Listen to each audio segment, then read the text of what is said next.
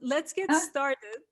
So I just want to recognize around the table, Leah and I are going to host tonight's session, but we also have two of our dearest and amazing collaborators, Seda Eves, who's our left brain, right brain, urban designer, MBA, and Meltem Parlak, who's an amazing rising young designer.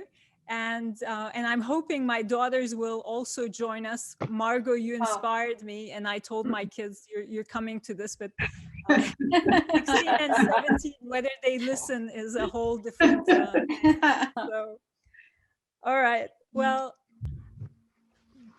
we have our amazing guests with us tonight, Ti and Margo and Patrice, Debbie and Sarah, and we'll introduce them one by one. But first, I wanted to start by introducing my co-host, Leah Kaplan.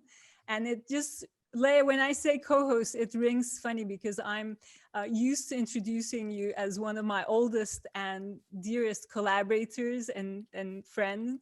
So Leah and I started working together when we were kids in design terms. We don't want to tell you how long ago that was, but Leah was my boss actually. And she bossed me around, and to this day, she bosses me around. Does it with so much grace, and she. I'm going from one thing to another. Beautiful, perfect. Yeah. Okay. And Leah makes beautiful design happen, and I also call her my doula because she sees my ideas before I do and helps us birth them. So thank you. Leah, it's such a pleasure to do this together. Yes, same for me. And for those of you, I mean, I feel like almost all my friends are here, so no introductions needed. And thank you so much for coming. But for those of you that maybe are new, I am Aisha Birsel, and I'm the co-founder of Birsel+Seck, which is a minority-owned design and innovation studio. And all our team is all women, with the exception of my partner and co-founder, Birsel+Seck, who's also my husband. So we had this idea to do a for women by women conversation with our amazing guests as an experiment, really, because this is a subject that we're passionate about, and we wanted to talk about it and learn from our guests how they think about it, and then share that with you all. And it's an experiment because we've never done this before. We don't know how it's going to go, but it's so much fun to try, right? And in a way, COVID has made us into these fearless experimenters and collaborators. So it's truly a privilege to be here and to collaborate with these amazing 5 women on the topic of for women by women, which when we started talking about it, it took us back years, because Leah was reminding me that about like, I don't want to even say how long ago it was, but many years ago when I was living and working in Japan, designing toilet seats for Toto, I found myself sitting in a room full of men, all engineers, asking them that this toilet that we were creating should be easy to clean. And I said that as like the most natural thing. And I got blank stares, and they were like, why? You know, why should it be easy to clean? Like, who cares? And I'm like, well, have you ever cleaned your toilets? And they were like, no. And I said, well, please go and clean your toilet, and then come back and we'll talk about it. And, you know, kudos to them. They were so lovely. They did clean their toilets. I think really surprised their wives and kids. And they came back and they said, yeah, we need to make it easy to clean. And that's how we actually were able to do a toilet seat with a lid and a seat that you could snap off, wash under the faucet, and then snap back on again. So, and that was maybe my first realization that, you know, not everyone understands women and has empathy for them. And, you know, our work is has always been human scale and human centered. I mean, that's what industrial design is all about. But I mean, I also remember the time when Seda and I and Leia, we wanted to work on a mammography machine because we just suffered so much. And we're like, let us design a mammography machine that, you know, that doesn't hurt us. And from that experience, we realized actually that almost all women's health issues has something to do with pain. And if you know, we mapped it out, and it's like a map of pain from, you know, your first period to your giving birth to menopause to mammography experiences.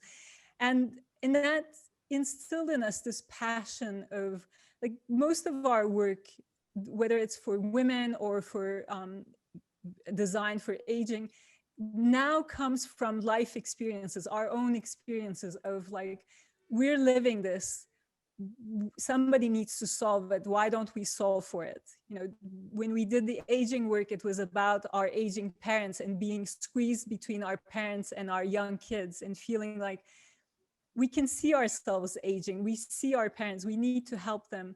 And then from that, we were lucky to start working on aging. And women's health, which is one of our favorite projects and actually the catalyst for this conversation today, also started because we're designing products for women's health with one of the largest retailers in the US right now.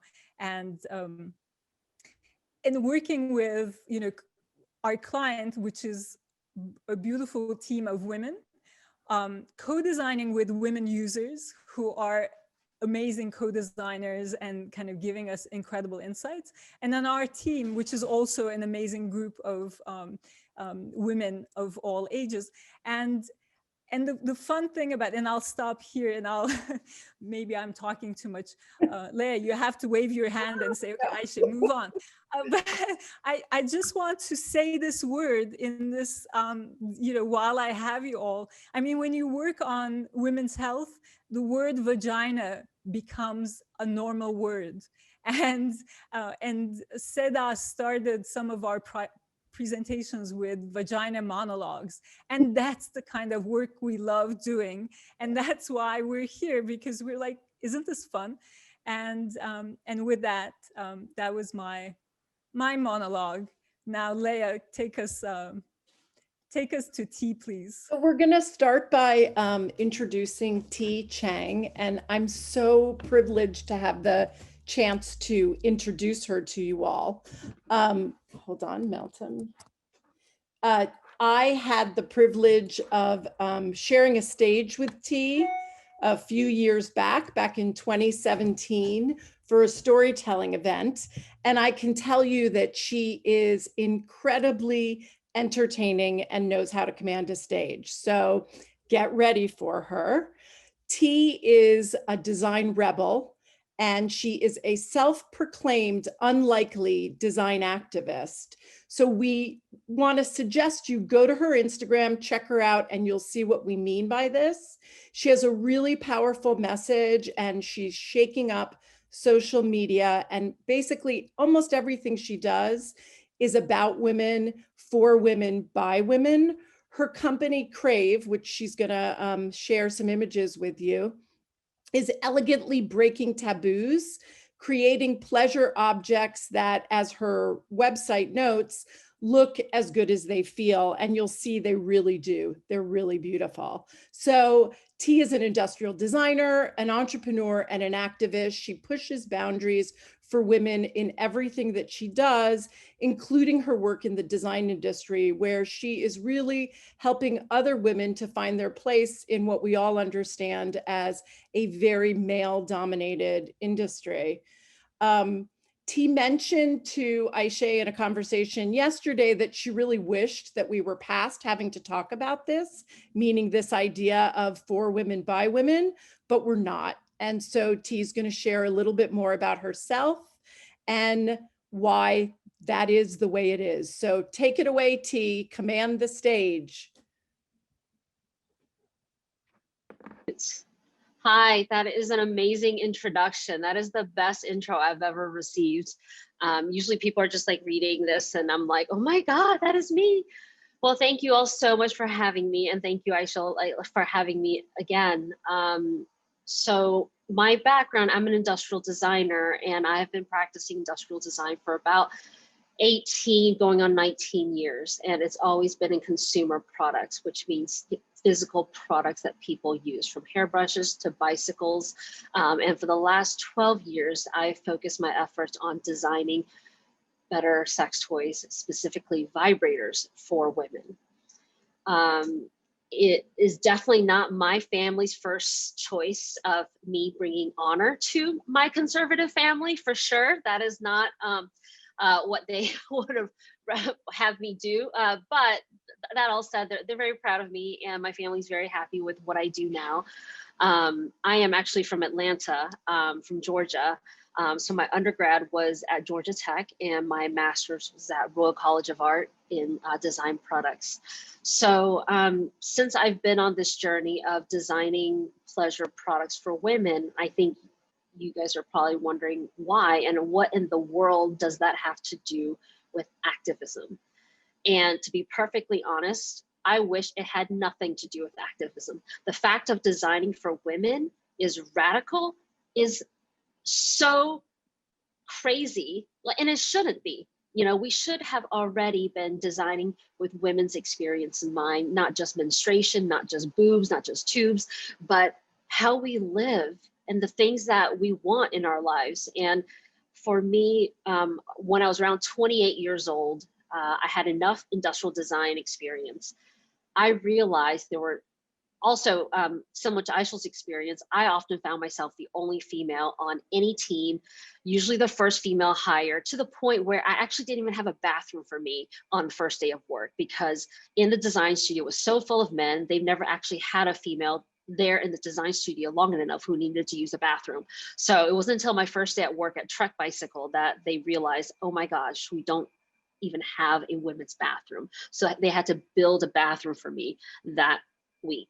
So as I observed that, I realized so much of products for women were not really fully embracing the experiences of women. I mean, it's full of men taking empathy classes, trying to figure out how women think or marginalized group think. And that is just so frustrating, because it's like, it's not like we're extinct. Just hire us, you know?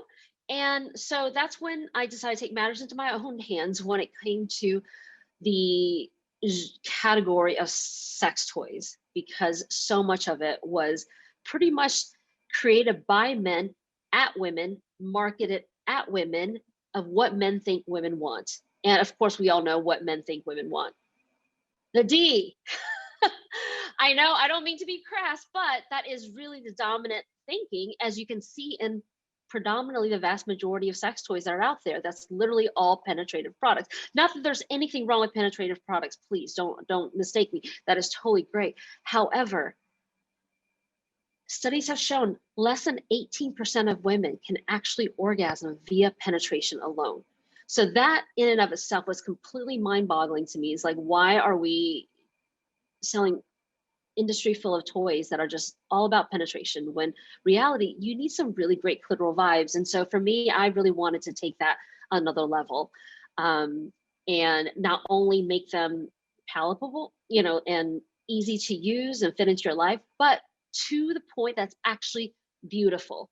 That was my aspiration. So this is what I'm wearing. That is the Vesper vibrator necklace that you see in the drawing that Aishel did. And the idea behind the Vesper vibrator necklace is that I want to change how people perceive sex toys, to the point that they don't think of these nasty products in the gutter, and they're actually things that changes not only the perception, but also how they experience their own pleasure. So for me, it was about using aesthetics in industrial design to remove that shame and stigma, to change the way we experience sex toys. So that's the long way of saying, I'm sorry if I've taken up more than my 5 minutes. So sorry. No, T, you have 2 more a good- minutes. Yeah. if you want Okay, what did you say? to. She has 2 more minutes if she wants 2 more minutes. Okay, gotcha. So that's what I've been doing, and as I continued on this path, which I'm still on right now, we haven't had an exit yet. So hopefully one day, fingers crossed. But in addition to what I do, I have been very, very passionate about building a community for women in industrial design. So I've started that back in 2013, hooking up with IDSA to start building out communities. And now IDSA this year is actually launching women in design chapters that are like professional chapters. Before, women in design was just tucked away in like this like weird little corner of the IDSA website. So that is a massive step. And I, really just try to use my platform to be an example of using my voice, encouraging other women to use their voice, because one of the things about who we are as women in this patriarchal society is that if you do not use your voice, nothing can change. If you have a problem, if you don't speak up about it, there's no way in hell anything will ever change. And so that's one of the messages that I really try to help encourage and share. So that's me. Ti, thank you. That is really, like you said, so many amazing things. And again, please check out not just Ti's products, but her Instagram, where she's really talking about all this stuff and women and their voices and their place in the industry, and a lot about her activism and helping women around the world to find pleasure. So I love that. On Aisha, take it away. All right, thank you so much, Ti. And now we're going to go to you, Margo. Margo Georgiadis, it is such a privilege to introduce you. Margo and I met actually recently at a Zoom call through one of our mutual friends. And I was mentioning this project that I just talked about, the Women's Health Project, and saying how proud I am that we're doing that. And then Margo texted me immediately in the private chat and said, let's talk. And so then we talked, and our talk started with our kids, and then her Greek husband to my being Turkish. And then from that, our friendship took off. But Margo is this amazing, brilliant leader. She's the former CEO of 2 industry icons, Mattel and Ancestry.com.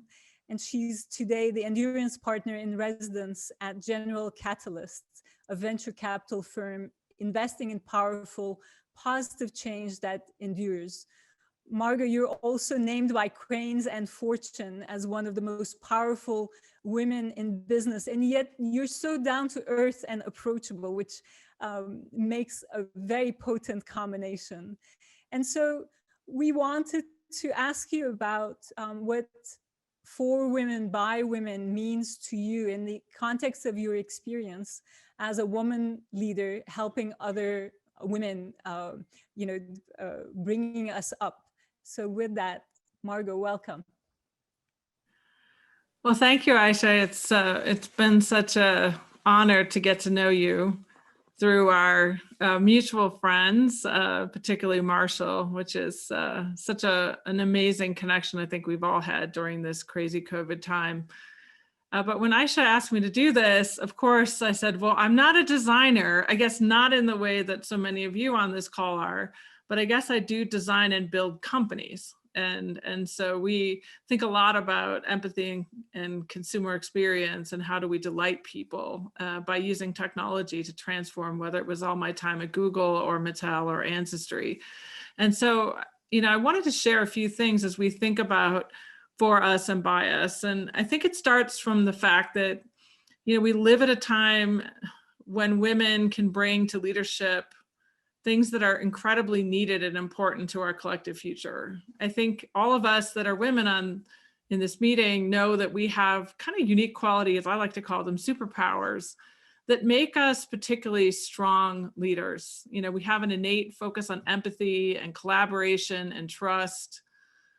And that approach in organizations and how we create that enables innovation and change to happen. It also enables us to better manage through ambiguity, because when things are the most uncertain, right, people look for anchors and they look for the leaders that they trust to take the risks, to evolve and change. And clearly what's happened this past year in all of our lives has shown us that this new leadership capability is pretty critical to what's happening to all of us.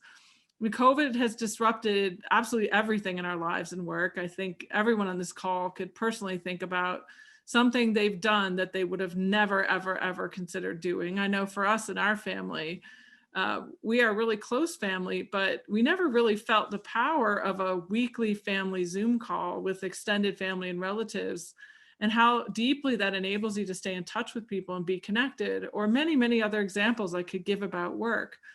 But what COVID did was it smashed all the historical norms of a separation between home and work.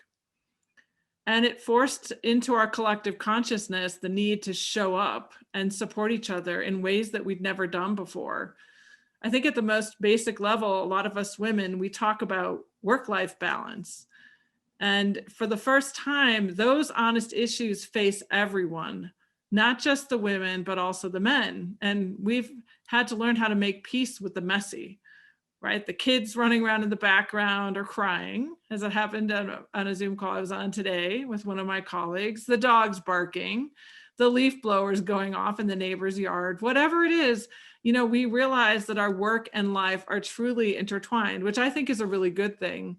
And I think we're also getting more comfortable talking about things that people are struggling with more than ever in this time. Subjects like mental health. So if I tie back to the previous conversation, important that we get comfortable with the uncomfortable and bring those conversations to the front.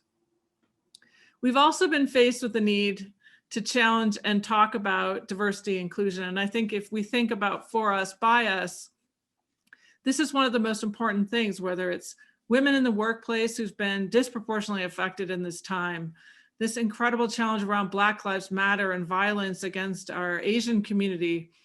We all have to be the leaders that are willing, and because of who we are as women, we're more comfortable embracing those uncomfortable conversations so that we can see each other and think about the ways we need to all change so that we can actually make some real progress. So my hope is for Women by Women is all about women leading the change we need to see, a new kind of leadership. I think about it as a new humanity at work, where leaders are authentic. They really think about engaging their employees. All those emails and open town halls we've all had this last year, that needs to be normal.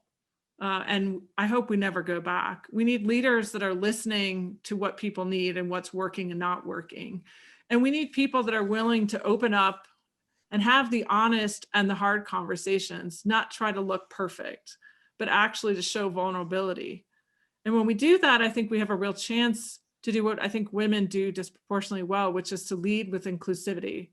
Great ideas come from everywhere, and we have to create cultures where people feel comfortable speaking up. And we have to ensure representation. Most of us work in companies where the customers we have today don't include many of the customers we need for tomorrow. If you think about a younger generation, 65% of those is diverse. I saw that at Mattel. The people that designed the first wave of products for the company were not reflective of what really needed to happen in the future. And I think we all have examples of that. And we have to make sure that diverse perspectives are included. And it's not just good for business, it's proven to lead to higher performance. And so everyone on this call has to be part of that. And I think when we do that, we challenge boundaries to innovate and serve people better. And nothing showed us more than COVID that the world is speeding up.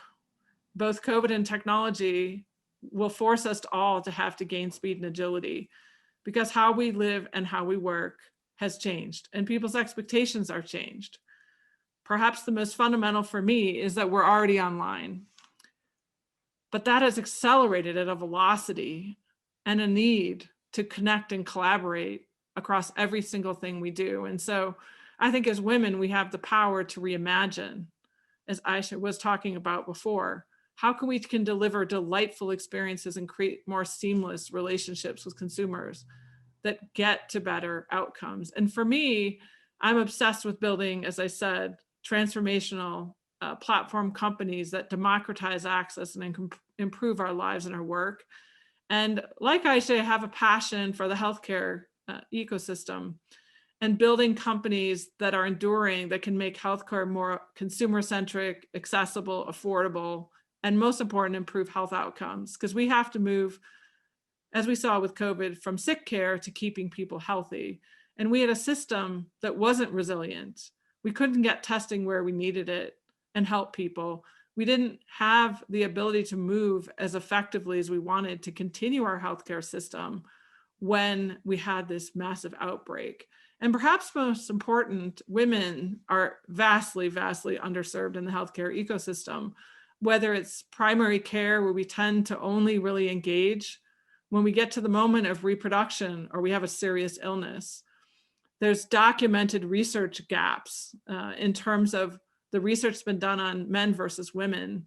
And even if you look at serious disease states, we've only really looked hard at fertility and breast cancer, but massively insufficient knowledge in areas of disease progression and how we think about treating, particularly some of the degenerative diseases as we age, heart disease, neurodegenerative diseases like Alzheimer's and stroke.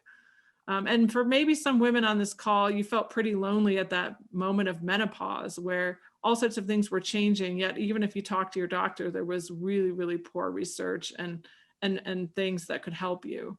And so I'm really excited about what's possible when we break boundaries and when we think differently about how we can approach a lifetime relationship with women and really gather the data and create the experiences that can make this better for all of us. So thank you, Aisha, for this time.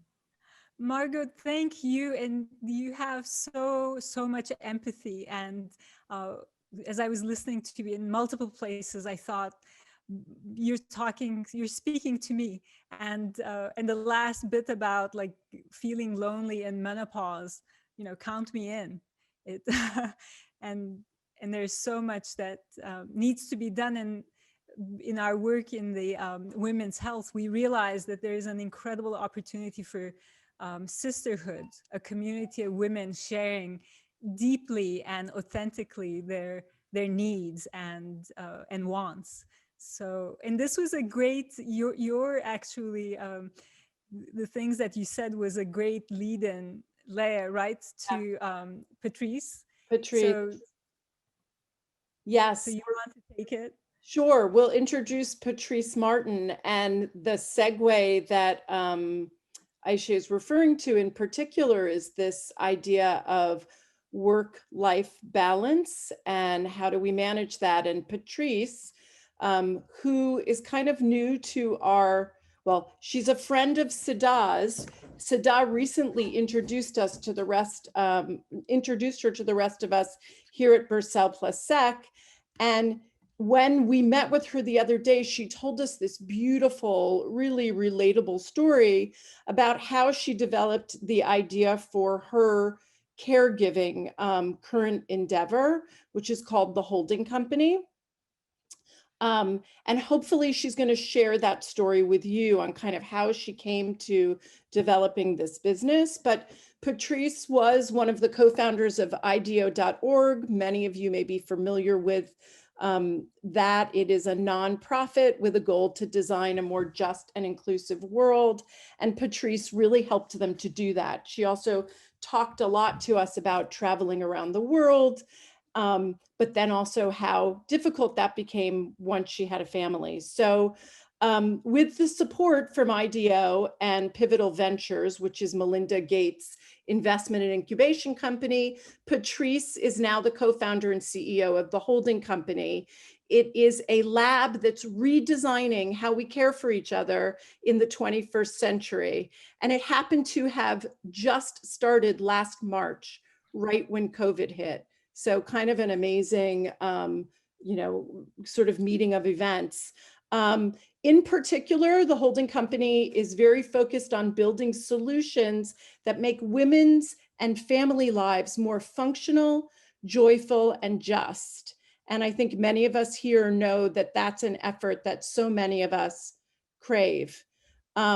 Patrice is going to share with us how she got into this caregiving industry, or how she began this endeavor, but also some of the challenges and opportunities there are for designing for women, particularly within this space. So Patrice, we're so glad to have you with us and to have had the chance to bring you into our Birsel+Seck fold.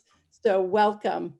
Thank you. I'm so happy to be part of the fold and be part of this fearless experiment today. I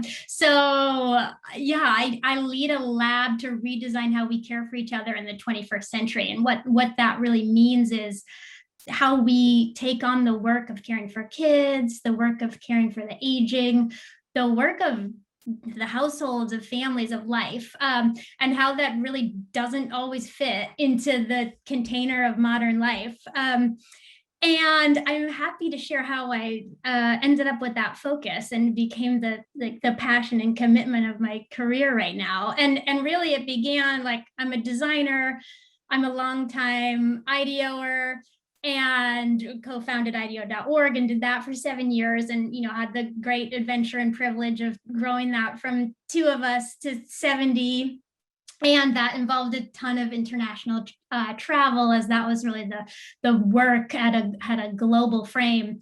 And along the way, I had 2 kids of my own, and my parents moved from the East Coast to the West Coast, where I am, and was living the realities that so many women and people are, of just trying to do all the things and not really have that much time to think about it. And ultimately realized I needed to step away from IDEO.org and do something a bit less international in nature, with having 2 little kids at home, and had the opportunity to collaborate with Pivotal Ventures, the investment and incubation company by Melinda Gates. And so much of their work is about accelerating women's power and influence in the US. And they do amazing things like get more women in tech, more women in government, put a lot of effort against paid family leave. But they also wanted to play a role in what are the barriers that they can be removing for women.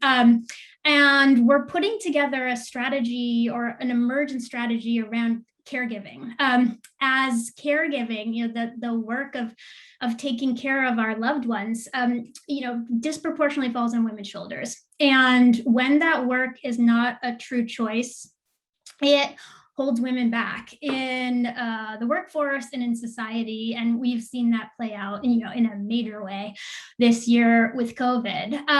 And it was a different space for the way in which they were used to looking at issues, because it's so entrenched in the way in which we live and our social norms and culture. And we're used to kind of setting up our homes and families the ways in which we've done for decades and generations. And so thought it was a very interesting fit for design, actually, around how we could not just know that this labor falls on women's shoulders, but get to know the issue more viscerally, and where is there opportunity for it to change.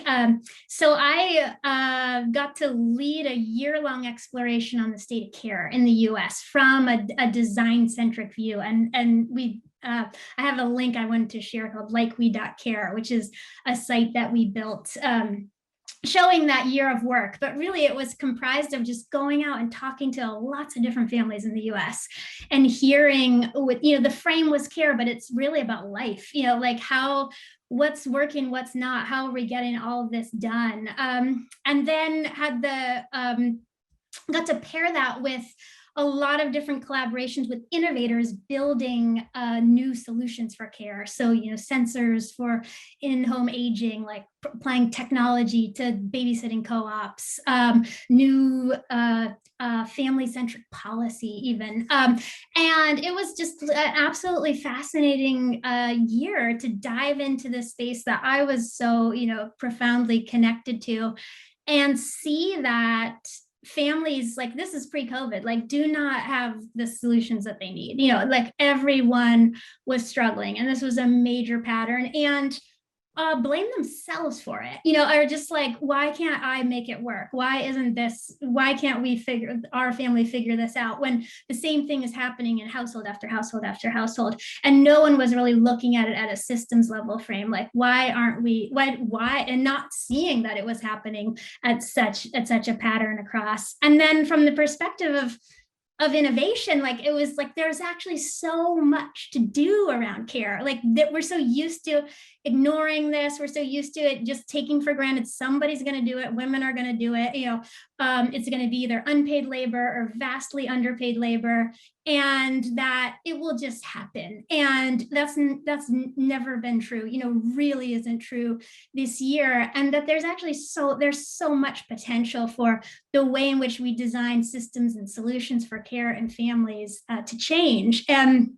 I got completely passionate about that, and so inspired to collaborate with Pivotal Ventures. And that's ultimately what led to the Holding Co., which was a lab to continue that work to support building new solutions for care. And, you know, coming from the perspective of a designer, it was also a space in which design could play a really big role as, you know, the stuff of care. When we're talking about like bringing new products, new services, new experiences into people's life, it's like, it's the context of trust and love and guilt and identity, like the most human things. And in order for us to like make progress on getting people to start to change and getting people to let go of more work and let things in, they need to be really, really well considered and well crafted. And so really the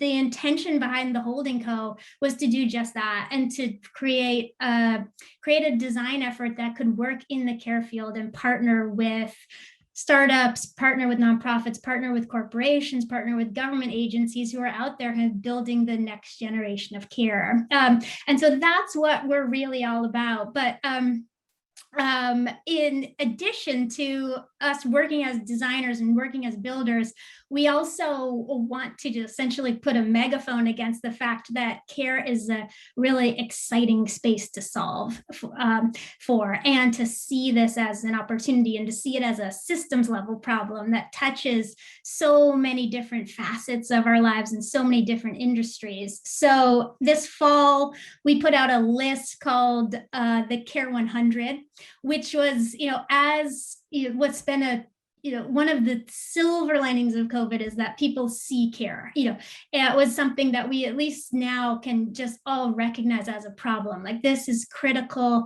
This is critical to our society. It's critical to our economy. And as that conversation was really gaining traction, wanted to also put out a perspective that there's actually so much possibility, and there are those who are working on it, and they're working on it from a very big frame. And it's not just childcare, and it's not just you know, retirement or assisted living facilities. It's big and wide. And so the list of the Care 100 was, you know, our way to say there's policy shapers, there's entrepreneurs, there's investors, there's corporate leaders, there's artists, activists, there's all kinds of interesting stuff that can happen and really pave the way that we want so much more of that to take place.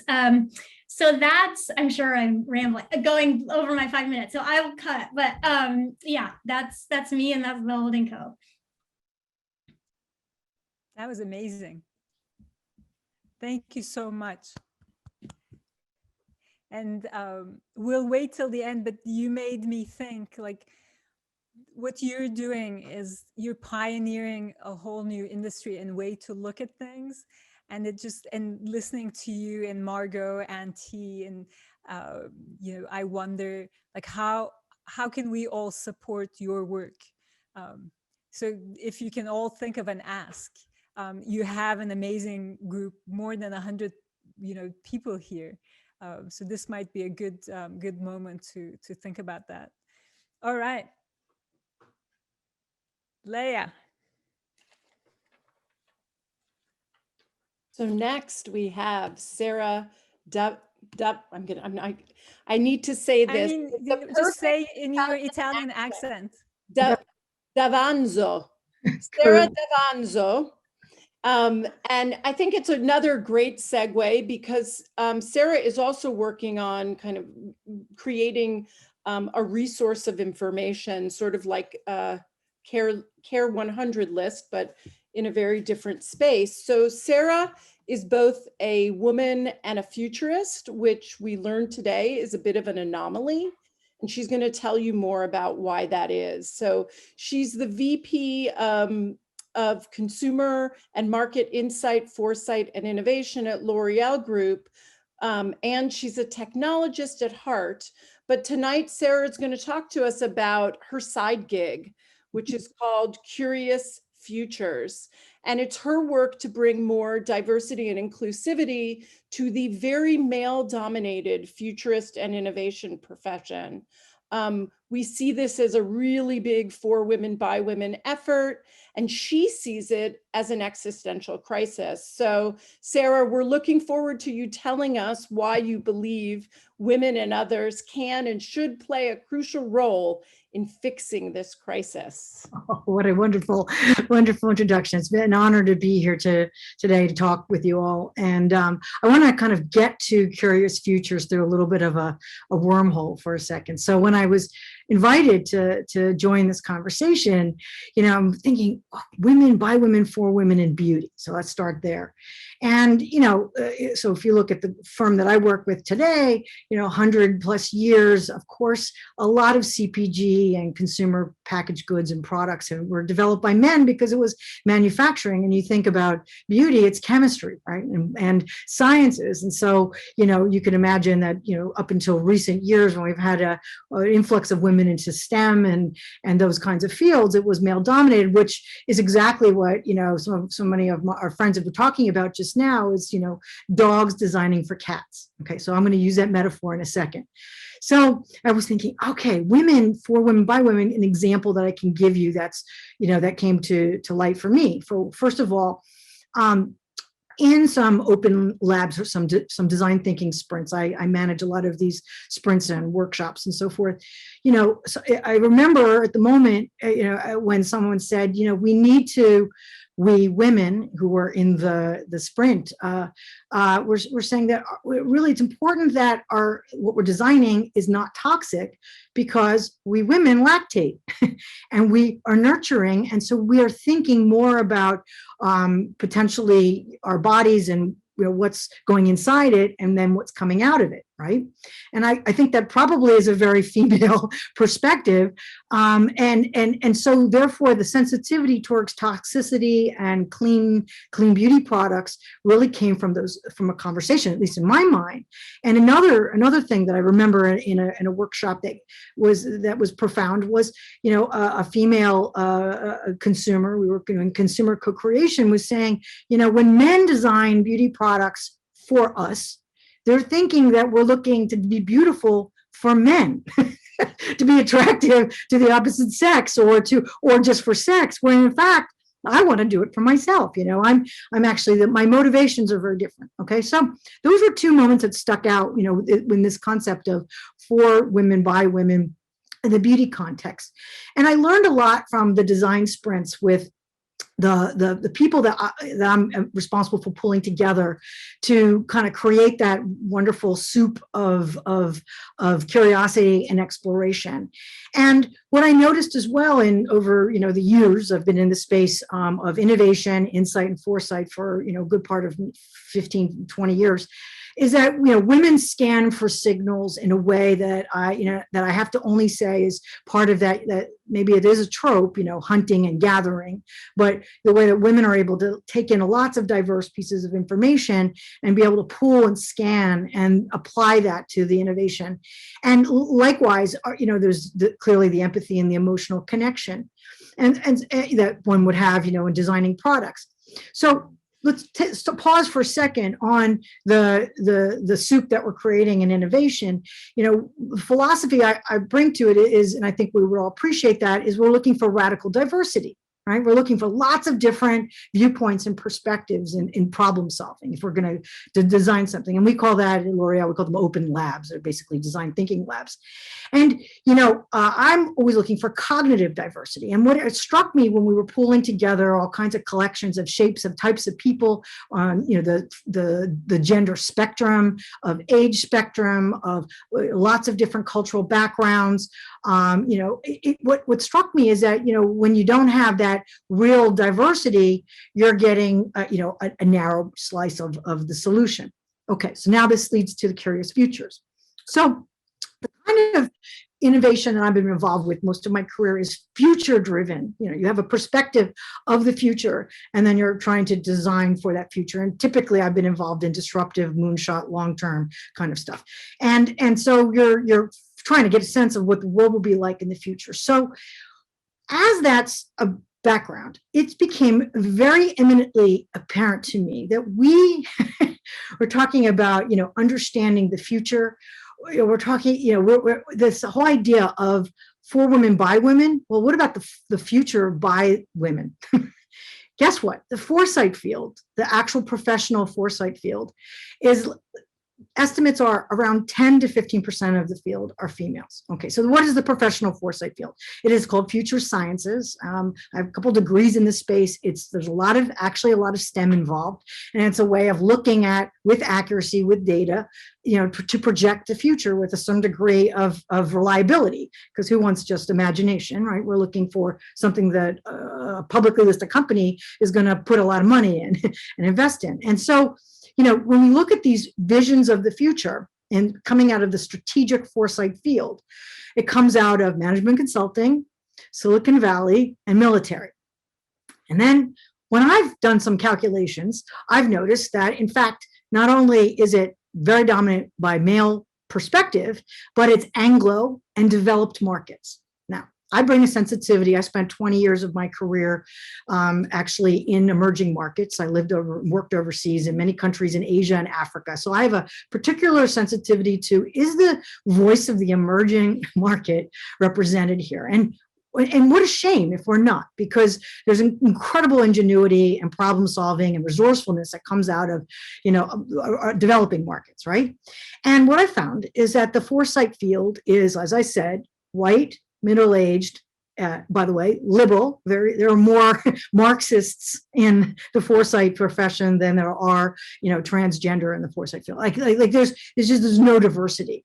And so when you look at the visions of the future, they are painted by the dogs for a world that's filled with cats and birds and butterflies and every possible kind of animal. And why do we care? We care because the foresight field actually not only drives innovation, which is product solutions, right? But it drives investment on Wall Street and government budgets for infrastructure and where they're going to be investing. And, so it's a very much a self-fulfilling prophecy about what you put out there. So I'm going to be very, very brief now to say what I've started is an initiative called Curious Futures, which is dedicated to specifically bringing diversity, not only age, but also gender and also cultural, and looking at emerging markets and looking at people who are able-bodied and those that are dealing, persons with disabilities, looking at, all kinds of cognitive diversity to bring that into the visioning for strategic foresight. And this comes out of a very large piece of work I did last year, which is on the website, curiousfutures.com, where it's a data visualization of 123 of the most, if you will, referred to visions of the year 2030. And the conclusions are quite surprising, where diversity and inclusion is in fact the 17th down on the list, well after technology and infrastructure and transportation, and you get the idea of what the priorities are. So hopefully we'll be able to change the conversation and be able to present some diverse futures with a diverse vision of the year 2030 and beyond, with a more diverse network of futurists and people active in the space. Sarah, you're gonna make us cry. I mean, to think that that is 17 on a future list is just, I think, kills me. So that's not what I would have expected to hear, you know? So it's like one step forward, two steps back. Yeah, I think that when you look at the topics that are covered as well, I think there are certain concepts which it's very hard to project the future of, right? It's hard to project what might be the situation with diversity and inclusion in the year 2030. So it's difficult to grasp. We can deal with our current topics, but certainly it warrants imagination, and we need to pay attention. Yeah, well, thank you. That's like a wake-up call for all of us. So. And it's really lovely. I know you, we know you through your work with L'Oreal, but now unexpectedly, serendipitously, this whole other side emerges, which is so, so exciting. So thank you. And now I would like to, Leah, I think it's my turn, right? I'll try and do as beautiful an introduction of Debbie as you've done of everyone. So, everyone, it's my great honor and privilege to introduce Debbie Millman, who needs no introduction, Debbie, because we all know you from Design Matters and your incredible work. And I feel like today, with you here and everyone, we're giant. You know, we have giants, and you're a giant in the industry. A writer, a designer, educator, an artist, a brand consultant, and you're the founder and host of our beloved podcast, Design Matters, and which recently became celebrated by Apple, right? Apple? No, TEDx, or Yeah, both? Yeah, TEDx. both. Okay. Not TEDx, just TED. TED, okay, thank you. And so, you're also one of Fast Company's most creative people in business. You have an AIGA gold medal. I mean, it's just unbelievable. You're an author. And today I wrote to you and I said, I'm so excited that you're coming because you're one of my favorite people on this topic, specifically for women, by women, because you have actually brought up so many of us through your work in elevating us and elevating our ideas and holding us by our hand, but also, you know, with our heart and mind. So thank you so much for being here today. And, oh, my pleasure, Aisha. Thank you so much. And, you know, I'd pretty much do anything that you ask me to. That's how much I trust you and believe in you. And, you know, everything you do is good. And you say what you mean and you mean what you say. And you're just a generous spirit. I'm going to take a little bit of a different approach to my time allotted to me by sharing a visual essay that I wrote several years ago when I was working on my book, Self-Portrait as Your Trader, because I thought, you know, these months when we're thinking about women, by women, for women, you know, what does it mean to be a young woman without any sense of herself, without any real direction, without guidance? You know, what happens when you start your career from a place of real insecurity and a sense of scarcity? And so I wrote this piece about my first jobs in New York and a tremendous, overwhelming feeling of jealousy that I had for one of my colleagues who I thought just represented everything that I wasn't and wanted to be, especially when I found out that she didn't like me. So it's a visual essay. I'm gonna, if it's possible, Aisha and Leah, to share my screen. I don't know if I'm allowed to as not a co-host.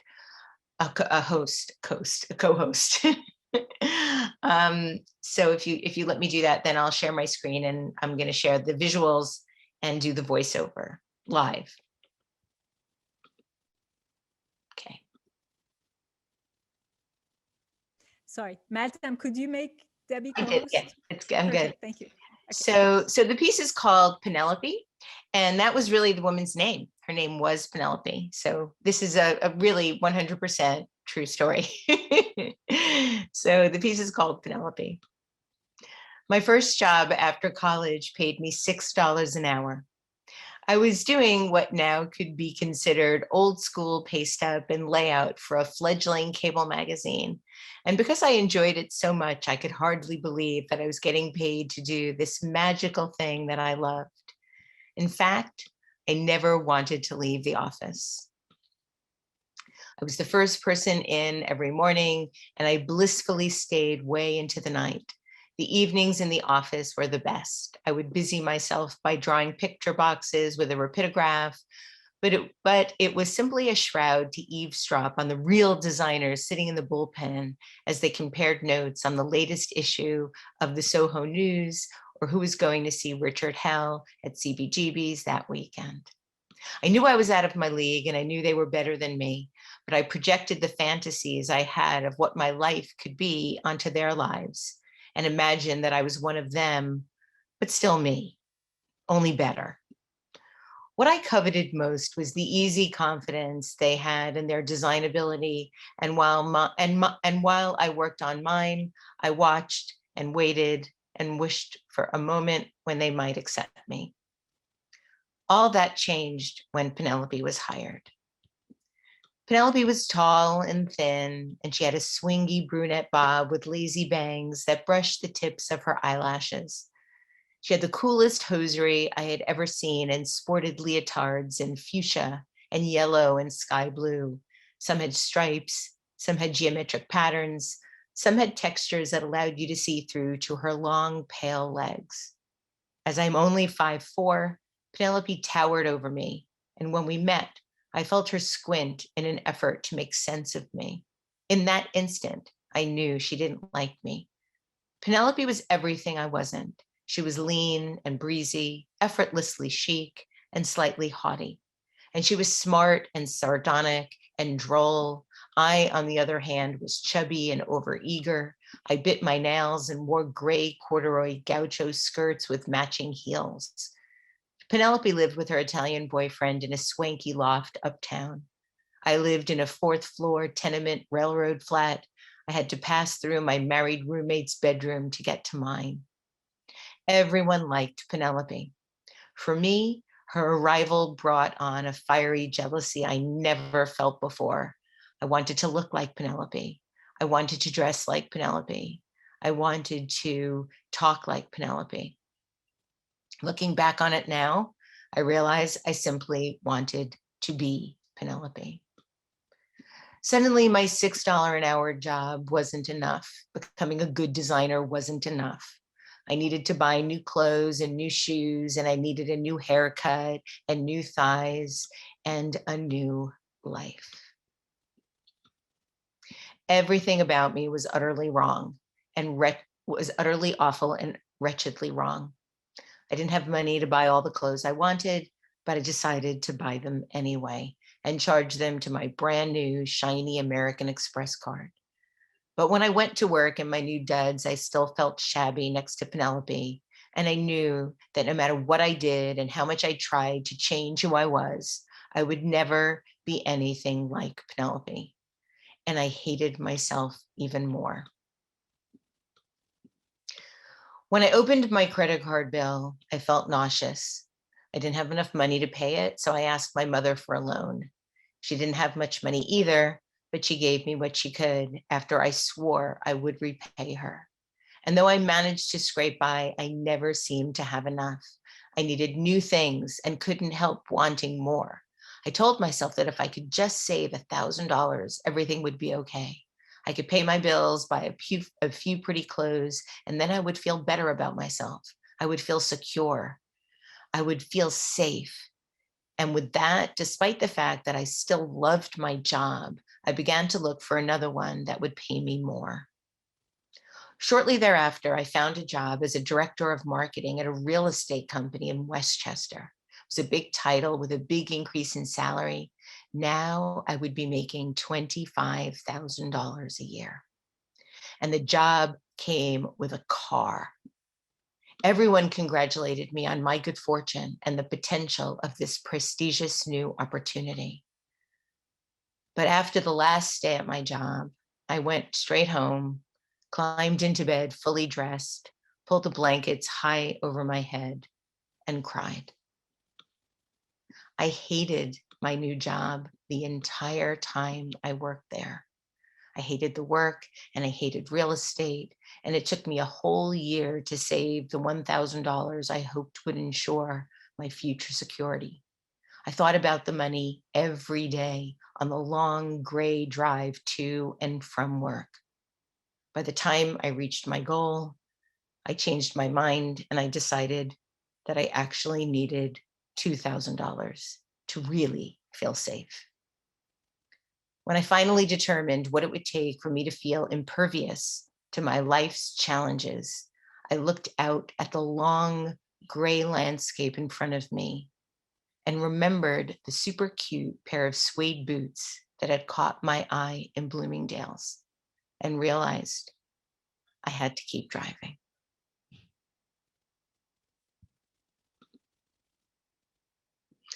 So I kind of wanted to share that because, I was my worst enemy.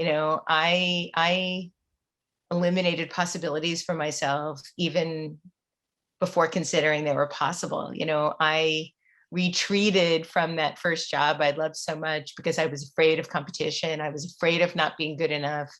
And I took this other job because it would pay me more money, but it's never really about more money to feel safe. I still don't feel safe, and I'm, much more successful than I was in 1983 when this happened. So I just wanted to share that. I felt like, we women are always having to push and push and push and push. And every now and then I'll look out at my young students and I'll try to identify the one that might be feeling the most insecure and just want to hug her. We can't really do that anymore, but you know what I mean. And so I just wanted to share that in an effort to sort of bring us back to who we all might have been and still are together. Yeah. Debbie, that's so beautiful. And just thank you so much for opening yourself to us and showing this this girl inside of you. And it made me remember the girl inside of me. Yeah. And who's still here, Yeah. And every now and then, I went and looked for her because I know her name, and I'm like this close to reaching out to her from, on LinkedIn or Facebook or something. Oh, so you know Penelope? I don't know her as a friend at all. I just, I've Right. kept my tabs on her. It's only been 38 years. I'm not obsessed or anything. I love that. Imagine if she had showed up here. That would have been Gabrielle Marinsky's like stalker. I'm like, yes, Gab, yes. Great. Well, Debbie, thank you so much for the beautiful person that you are, regardless of your age, whether you're, as young as you were when you had that experience or today. So, and everyone, we are over time, which Leah, I think our experiment, I declared a success, except for timing. So, yes. But, right? Yeah, no Q&A. We apologize. Next time around.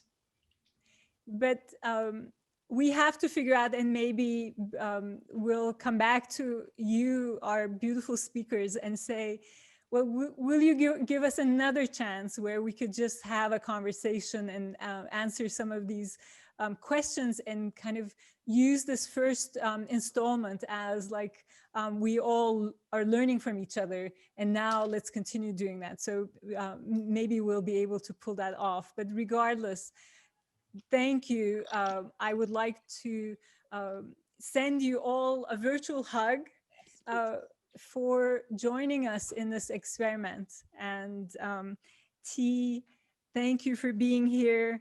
Margo, thank you for being here. And Sarah, thank you for being here. And Patrice, thank you for being here. And Debbie, thank you for being here with your younger self. I didn't forget anyone, right? You didn't. All right, it's not like the Oscar speech where you forget your mom. Okay, good. And thank you to everyone who joined us today. And Seda, Maltam, thank you for being our amazing team. And Leia, it's such a privilege to be co-hosting with you. So thank you. And the same for me. Thank you, everybody. And thank you for all the wonderful comments.